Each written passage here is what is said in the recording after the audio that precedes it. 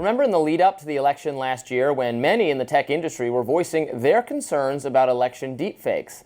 Well, a federal judge in California just struck down a law that was intended to put restrictions on that kind of content. And surprise, surprise, Elon Musk is at the center of this important free speech case. So here's what happened. California Governor Gavin Newsom signed 2 bills into law last year after Musk shared a doctored video of then Vice President Kamala Harris ahead of the election. The laws required platforms to pull deceptive AI content related to the election and required labels on any digitally altered campaign materials and ads. Those 2 laws were challenged by the creator of the video that Musk shared on free speech grounds. Musk and X later jumped on the suit, arguing that the laws were, quote, designed to make computer-generated parody illegal.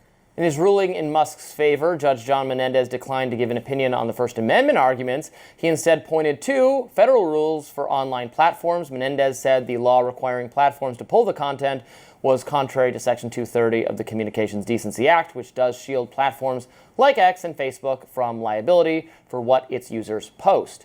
He also indicated that he intended to overrule the law requiring a label on digitally altered campaign materials. The ruling was met with mixed reviews. Journalist at Florida's Voice, Eric Doherty, called it a victory on X, saying, quote, comedy is and always should be legal and unrestricted.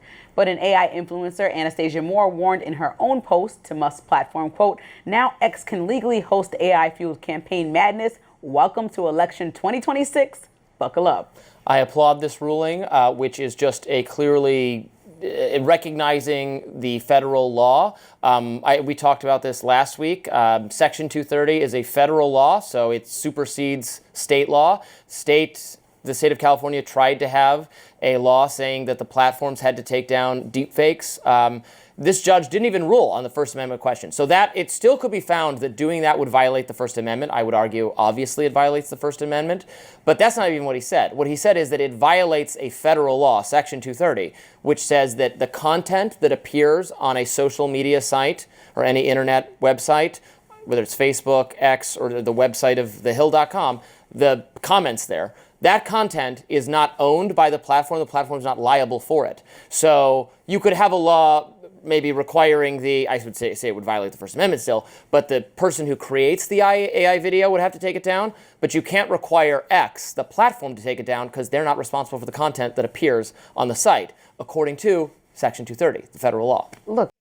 Now, I need you to notice, she's not going to even address the fact that Gavin Newsom passed a law that violated federal law. She's not even going to address that. This is like typical Democrat. It's like, hey, Gavin, you don't get to pass laws that supersede federal law. Seriously, like, see, this is California.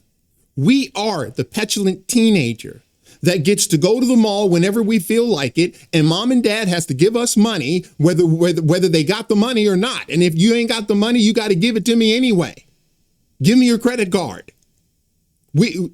California, we are out of control. I think that sorry, you lose. I think the American public is really smart, and I think everybody has discernment. I think AI videos are getting better and better, and so people may sadly mistake something that's AI for truth. So when you attach that to a candidate like Kamala Harris, who said, I'm the ultimate diversity hire in this AI video, it will make people think that she is actually rallying on the fact that she got her job specifically for DEI or something like that. And that's just a lie. So all her jobs, she actually has worked very hard. A lie? Well, then why was she hired? Why did Joe Biden pick her? What was the reason? Because you would have to believe that she was a better pick than Elizabeth Warren or Amy Klobuchar.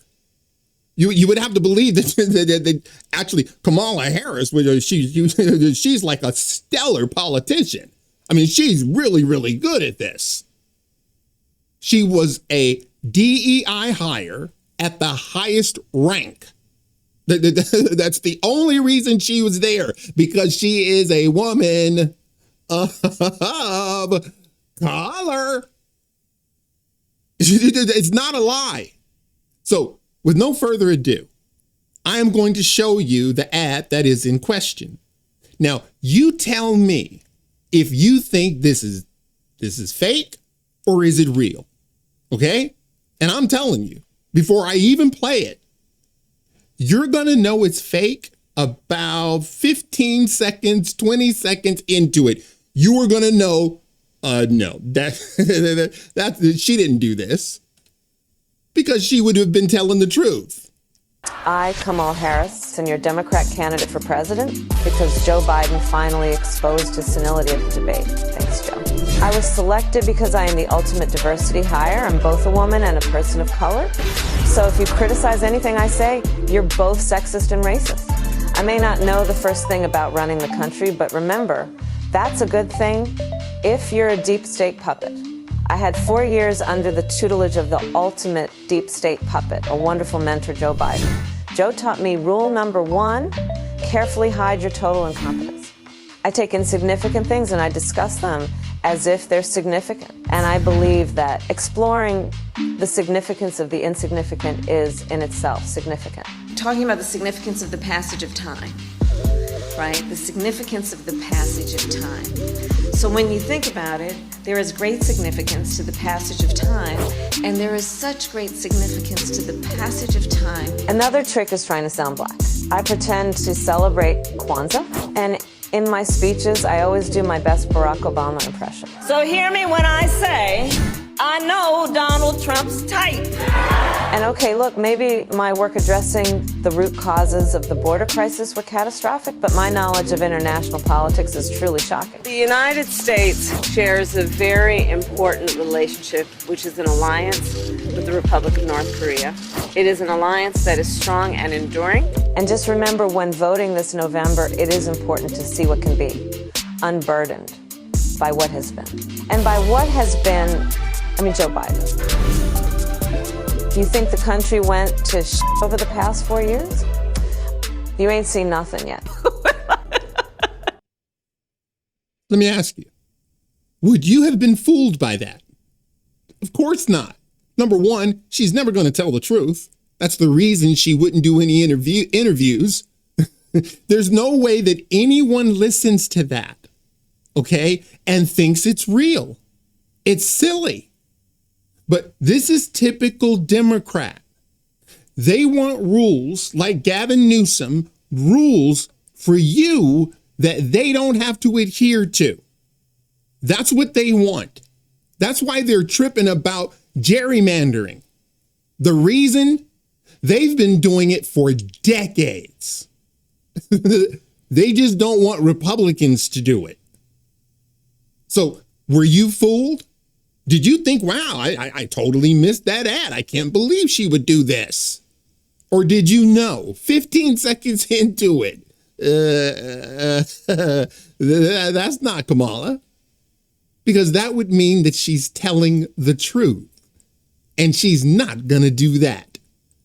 All right, guys, that's it for now. If you like this video, smash the like button and subscribe. And if you're following me on Rumble, please press that follow button. And until the next time, God bless.